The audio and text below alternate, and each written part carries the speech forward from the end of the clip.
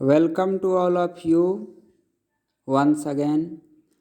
I am going to start your next paragraph. Look carefully.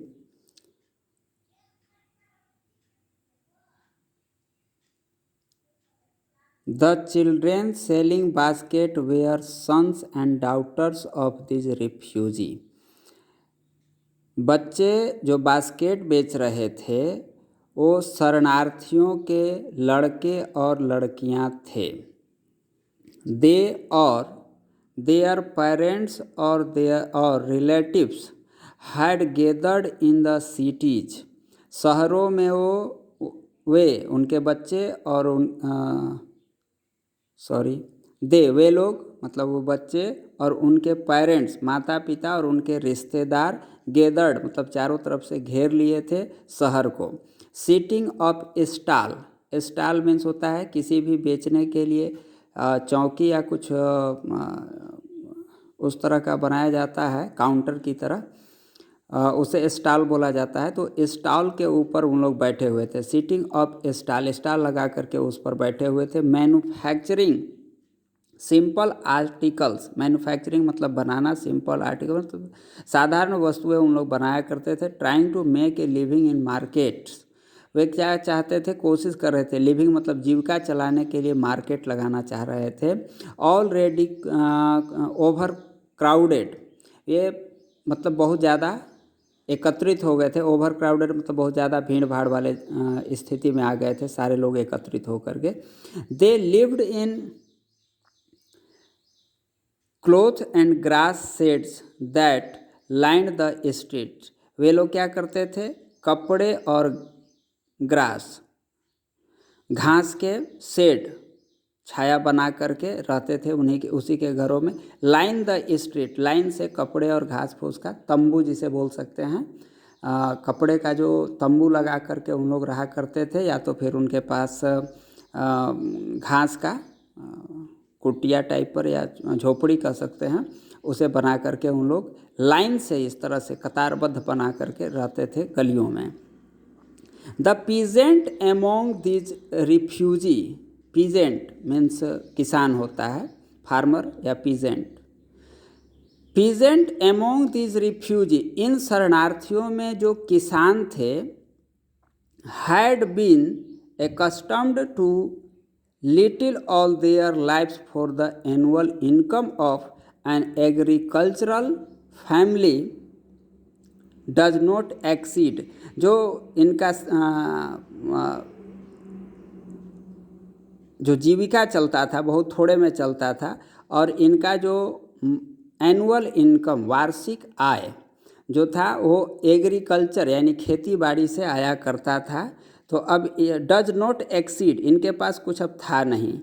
On an average $100 a year, अनुमानतः, on an average मतलब अनुमानतः $100 a year, साल भर में $1 पर वर्ष था, पर ईयर कह सकते हैं। ये इतना कम डॉलर में इनका जीवन चलता था। The average unskilled labourer makes 30 cents a day और लेस देन $2 ए वीक, जो ये किसान की स्थिति रही। अब है जो लेबरर थे, जो परिश्रमिक थे, मजदूर थे, उनको 30 सेंट्स एक दिन में 30 सेंट मिला करता था, और पूरे सप्ताह में लेस देन $2 ए वीक, सप्ताह में $2 से भी इन लोग कम कमाया करते थे। There is 1 meal a day, उनको दिन में सिर्फ एक बार भोजन मिलता था। 1 मील, एक बार पूरे दिन में भोजन मिलता था।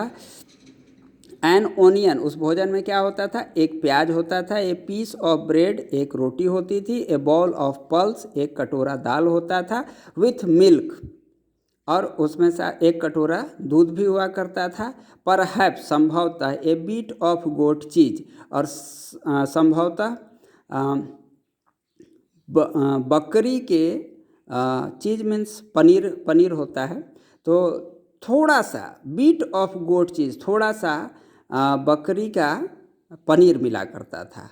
और फिर क्या है, नो टी, कोई चाय नहीं पूरे दिन में, नो कॉफ़ी, कोई कॉफ़ी नहीं मिलता था, नो फैट, कोई वसा वाली चीज़ नहीं मिलती थी, नो स्वीट्स, कोई मिठाइयाँ नहीं था, नो मीट, ना ही उन्हें मांस मिला करता था। $100 a year is not $2 a week.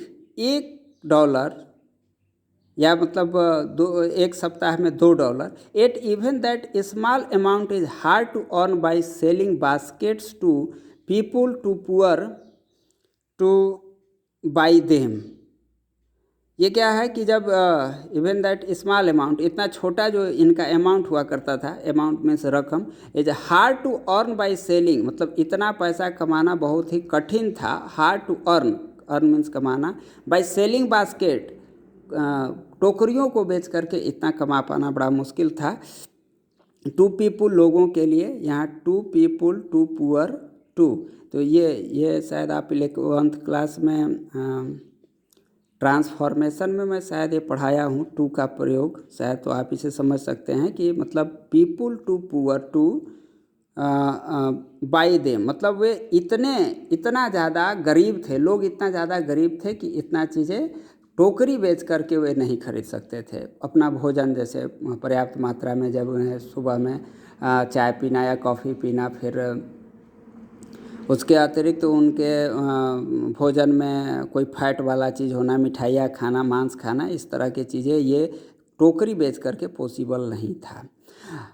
That no doubt is the reason this little children descendant on me like locusts. इसमें कोई संदेह नहीं था, डाउट इज रीजन, यही कारण था कि इन बच्चों को मैं एक क्या दिखाई दिया, यही एक कारण था जिसके वजह से लोकेट्स, एक मतलब क्या बोलते हैं, फितिंगे की तरह वे लोग मुझ पर टूट पड़े थे। आई एन अमेरिकन, मैं अमेरिका का था। Was doubtless the most promising market they had seen. इसमें कोई शक नहीं था कि उनको मैं बहुत ही अच्छा एक मार्केट दिख रहा था, बहुत ही अच्छा, सीन मतलब दिखाई देना, उन लोगों को मैं एक अच्छा सा मार्केट दिखाई दे रहा था, मतलब ये उनको लग रहा था कि मेरा बास्केट ये खरीद सकते हैं। That's all, thanks.